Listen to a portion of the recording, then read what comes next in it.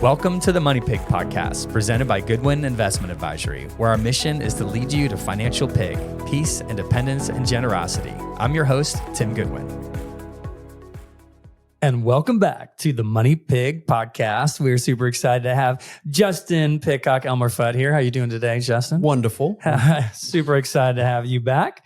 Have you been chasing any rascally rabbits lately? Man, those wascally rabbits, they've been getting away all over the place. Man, Mandy, who works with me, my assistant, she sends me a video this morning. A little fawn got trapped in her fence and was trying to get out to the mom in the morning, but it had messed up its nose trying to get out and all that stuff. So she literally had called a friend that works with the DNR to be come get this fawn so he can go see its mom. Yeah. So they say if you touch them, then the mama's not going to claim it again. Oh, okay. Yeah. She didn't try to touch it. She opened the gate and all this stuff and it just won't go out there. So share a quick story. Oh yeah. Let's hear it. You're supposed to share something interesting. So look at that. Growing up, I had a pet deer. His name was Fred. Right. He was the coolest pet that I've ever had. He grew up with dogs.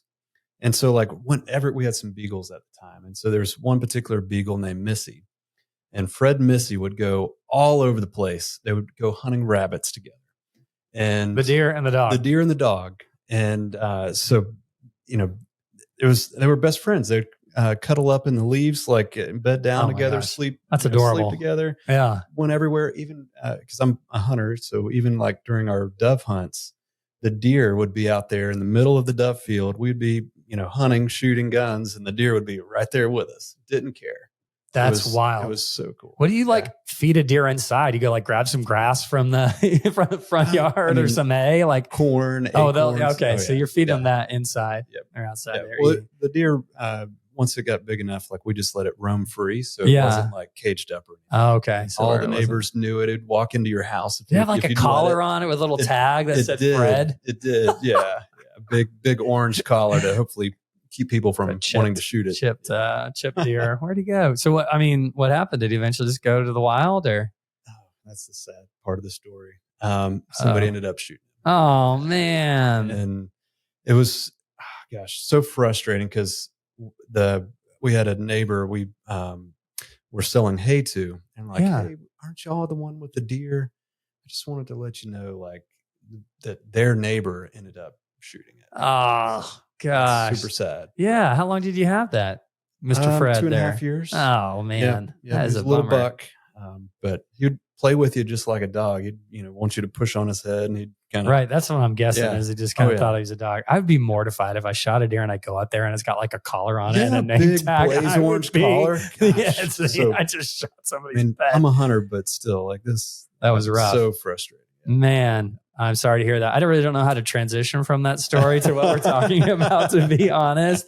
But it is exciting to think about, retiring early, right? Yes. And so we were going to talk today about how federal employees have had some of those options over the past couple months this year. And so we thought we might talk about that. But before we do, to try to just lighten the mood a little bit from losing Mr. Fred. I don't know if you heard about the guy whose coffee was stolen. He got mugged. Always so bad. Some good dad jokes. So bad. Justin's no, what to? That's right on par. There, that's what we need. That good dad joke comic relief to switch. So helping federal employees, right? So they've had some of these options with deferred resignation program, voluntary early retirement authority. I don't know if you want to explain a little bit to the audience. Maybe they're just listening because they love our stories and our dad jokes and they're not federal employees. Maybe just a little context for what those are. So, a lot. Well, we'll spare you from going into the weeds, but a lot of folks have been offered the opportunity to retire early, and a lot of people took that opportunity. And so there's a lot of questions that come up.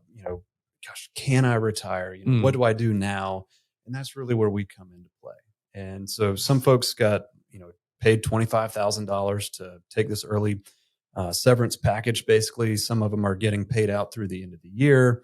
For some people, it affects their pension. For some people, it affects their healthcare benefits. So when you retire, you could have healthcare for life.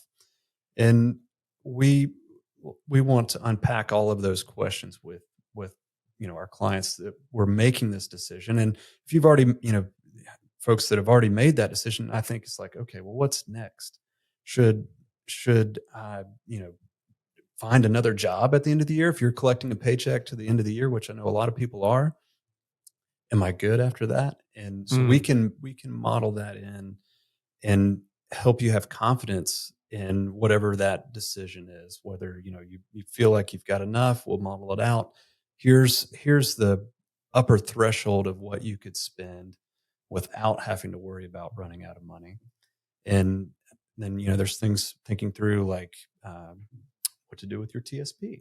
Yeah, exactly. And before we go into the TSP, I was looking up online, like how many federal employees had taken advantage of this deferred resignation program. So by the end of July 2025, 154,000 federal employees had accepted DRP buyout offers. It's like 6.7% of the workforce. So this is a substantial thing that folks are taking advantage of. But you made a really good point. If you're listening, you're not a federal worker, you're like, why do I keep listening to this podcast? Well, a lot of times in the corporate world, you can be offered a buyout package, a severance. Maybe they're trying to cut the workforce or, help sweeten the deal to maybe get some folks to retire early. And so there's same kind of considerations for that person at that time than maybe some of these folks have. So, so if you're considering this offer, maybe you're a federal employee, or maybe you just work for a corporation, and you're kind of getting this offer to retire earlier than you were planning. Like, what should I be thinking about? What should these folks be thinking about? You need to understand the offer. Understand if you've got a pension, like a federal employee, like how does that affect your pension? When can your pension start? Aspect. If you've got healthcare options, which federal employees do, state employees typically do, we need to know if that's going to affect that healthcare benefit. And then we need to model this out and figure out if it works for you. Do you need to, find a career 2.0? Maybe it's something that's doesn't pay as much, that's less stressful, that you enjoy a whole lot, right? And can make kind of this part-time gig where you've got freedom and you enjoy it. We'll model out all these scenarios for you and help you figure out, how all these pieces tie together and whether or not it works. That reminds me of something we've said for years about the definition of retirement, right? One of the dictionary definitions of retirement is to be put out of service, like retiring a baseball bat or jersey, right? Yep. But we've really said, look, let's redefine retirement as the option to pursue more meaningful work. Yep. And maybe more meaningful work to you doesn't really come with a big enough paycheck. Right. So you've got this job that you've got now to make ends meet. But if this gets accelerated because of some kind of buyout or severance or whatever, just what you said, right, Justin? You're like, let's look at career 2.0. What's something that you could do? Maybe we're not ready to retire. This moves the timetable up. Let's go pursue some other kind of 2.0 career.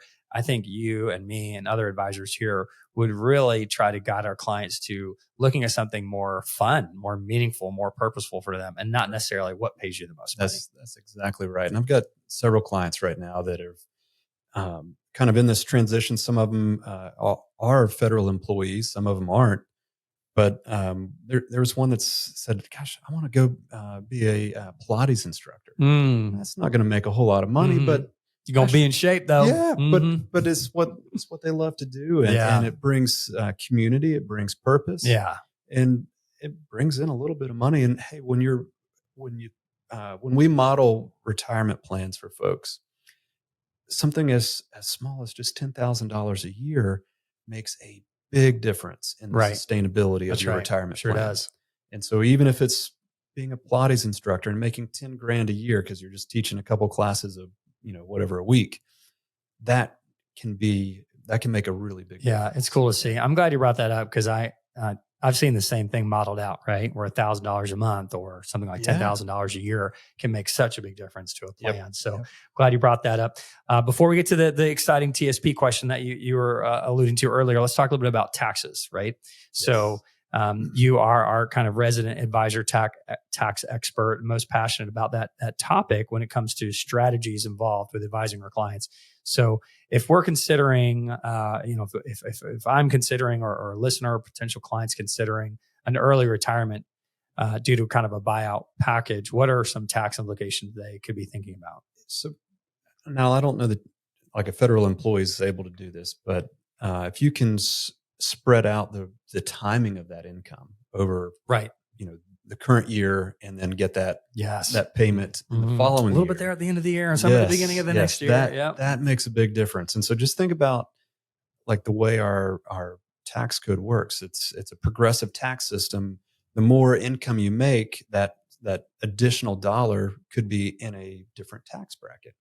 And for example, with the passage of the new tax bill and the way it's been for, over the past 10 years, it jumps from 24% to 32%. So an 8% difference.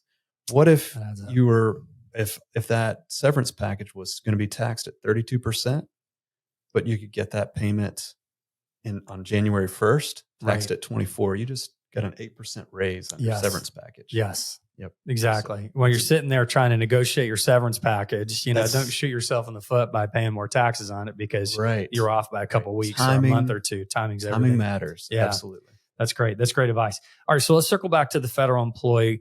You mentioned TSP. What is TSP? What does that mean for listeners that aren't familiar with TSP? It stands for Thrift Savings Plan, and it's basically like a 401k. Okay. So if I'm a federal worker, my 401k is called a TSP. TSP. That's right. Okay. And it's a very simple retirement plan. It's comprised of basically really low cost index funds, which are, I'd say, they're very effective, but you don't have a ton of like flexibility and choices. So, when folks retire, if they do want help managing those assets, there's a big opportunity to roll that out of the TSP. Now the investment universe is way, much, much larger. And we're able to implement different strategies where, you've just got a handful of index funds basically in the TSP and you'll get market returns. But if you want to get a little fancier than that, you'll need to roll it out of this. So we're typically seeing as folks that leave federal employment are typically rolling over their TSP to an IRA to have more investment options, access to more strategies. That's correct. Okay. Yep. Okay. Very cool. So you can have a Roth balance in the TSP and a tax deferred balance, just like a 401k. Oh, okay. Yeah. So the Roth obviously would go to a Roth IRA. The pre-tax would go to a rollover IRA. Excellent. Yep. Excellent. Okay. So let's say somebody's listening, like I'm not dealing with the severance package. I didn't take an early buyout as a federal employee. Do I really even need to hire a financial advisor right now? What's the advantage for them to talk to a financial advisor before that happens? So, one, I think there's like an edge that we provide on investment management. So that's, number one. Two is all the planning. It's knowing that you having confidence in being able to retire. It's thinking through tax strategy. There's a ton of tax torpedoes, right? Yeah, in the tax code, and let's watch out for those. Watch out for the tax torpedoes. What that is where certain credits or deductions get phased out, and for an additional dollar of income, maybe because you retire and you're pulling money from pre-tax versus Roth, and you could have optimized how much came from these different account types. If you pull too much out of the tax deferred, the pre-tax, that's pushing up your income, and that could put you into one of these torpedoes. There's Social Security torpedo, or your income's over a certain threshold. That causes more of your Social Security income to also get taxed. And so it pushes you into actually pretty high marginal rates if you don't know what to watch out for. Okay. Yeah. I love doing this research. Obviously, I'm a financial advisor. We're financial advisors. Like, what difference are we making in the lives of clients? Now, we know that we can help on the P side and the plan and the strategy, but there's a lot of research out there that shows working with a financial advisor does make a difference on the investment side of the portfolio too, over a long period of time. And there's different studies around that and a different debate over it, but some things talk about maybe a 3% difference, right? Vanguard has put out a study that basically says the advisor alpha, that just means like how much does an advisor on average help? And they've measured this through like 401k plans. They've got, all these 401k plan participants, and the ones that work with financial advisors on average, they were saying had returns about 3% better than those that didn't. So right. That's where the study came from. It doesn't sound like a lot, 3% in 1 year, gosh. but when you compound a 3-year increase over 10, 25, longer years makes a huge difference. So, when I've talked to folks, be like, look, if you can hire a financial advisor, and for us, I'm like, hey, if we can get clients before they retire, maybe instead of retiring with $1 million, they can retire with $2 million. Because we're helping them with strategy, or 3 million. There we go. I like it, Justin. Yeah.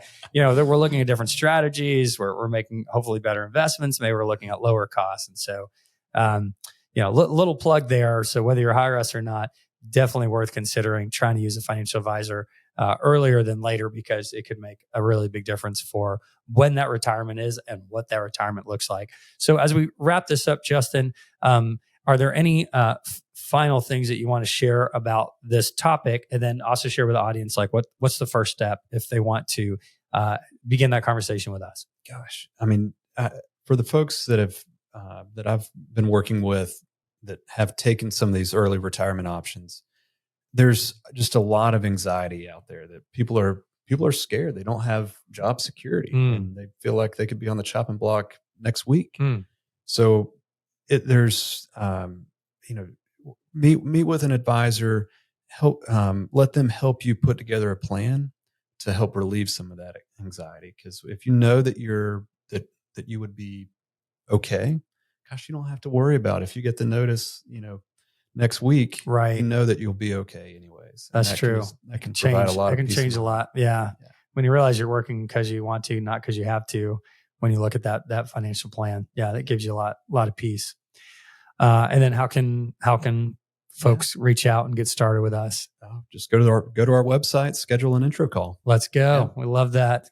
Schedule an intro call button in the top right. And there's also, if you're not ready to do that, that's totally okay. We have a blog called Navigating Federal Workforce Transitions, How Goodwin Investment Advisory Can Support You. So you can find that blog. If you're subscribed to our blog already, you probably got it somewhere in your inbox. You can search for it. If not, then you can go to goodwininvestment.com and click on the Knowledge Center and find it there. So Justin, thank you so much for coming today. Love to kind of sign off the pod with gratitude. So would like to give a shout out to our producer, Angela, and our content creator, Tara, who are here off camera, but they're doing a great job making us look and sound as good as possible. And I just, as I'm kind of thankful for the team putting this on, one thing that I'm really grateful for, we've got some job openings right now, and we've got a lot of folks that want to work for our company. And I'm just grateful that I get to work for a company that has such great culture and that people actually want to work for, I think that's really great. And I know not everybody really loves the culture they work for. So grateful for our culture here. Yeah. We've got an awesome team. Yeah. That's for sure. So how about you? What are you grateful for lately? I've got an awesome group of friends. Just like the other night, I was just thinking about this, and it's just super grateful to have such a close group of friends that I can talk to and lean on. That we encourage each other, support each other, and realize that not everybody's got that. That's true. That's a huge difference. It's like a whole different way to measure wealth, right? Is those meaningful relationships around you. So I'm glad you have that. It makes a big difference. The listeners, thanks again for listening. If we can help you, let us know. Thanks for joining us. Have a great day. Bye-bye. Thank you for tuning in to the Money Pig Podcast. We hope you enjoyed today's episode. To stay updated on new episodes, be sure to subscribe wherever you listen to podcasts. If you found value in today's discussion, we'd greatly appreciate it if you could leave a rating and review. If you have any questions about the topics we covered, feel free to visit us at goodwininvestment.com and reach out. This episode is produced by evance.net. This podcast is provided for informational purposes only and should not be considered as investment advice, a solicitation to buy or sell any financial products, securities, digital assets, or other investment vehicles, nor as a basis for making any financial decisions. Goodwin Investment Advisory is a registered investment advisor with the SEC, CRD number 131193. Please note that the host and her guests may personally own securities, digital assets, or other investments mentioned in this podcast. Investments carry risk and are not guaranteed unless stated otherwise. We strongly recommend consulting with a qualified financial advisor, tax professional, insurance professional, and/or legal professional before implementing any strategies discussed in this episode. Lastly, past performance is not indicative of future results.